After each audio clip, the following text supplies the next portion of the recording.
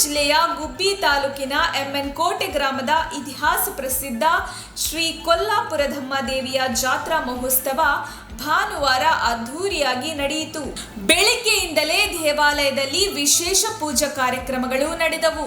ಬೆಳಗ್ಗೆ ಅಮ್ಮನವರ ಕಳಸ ಉತ್ಸವ ಊರಿನ ರಾಜಬೀದಿಯಲ್ಲಿ ವೈಭವದಿಂದ ನಡೆಯಿತು.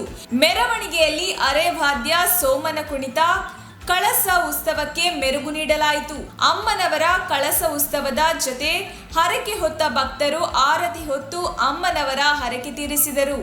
ಬೆಳಿಗ್ಗೆ 7 ಗಂಟೆಗೆ ಆದಿಶಕ್ತಿ ಶ್ರೀ ಕೊಲ್ಲಾಪುರದಮ್ಮ ದೇವಿಯ ಕಳಸ ಉತ್ಸವ ಅಗ್ನಿಕೊಂಡ ಪ್ರವೇಶಿಸಲಾಯಿತು. ಹರಕೆ ಹೊತ್ತ ಭಕ್ತರು ಅಗ್ನಿಕೊಂಡ ತುಳಿದು ಹರಕೆ ತೀರಿಸಿದರು.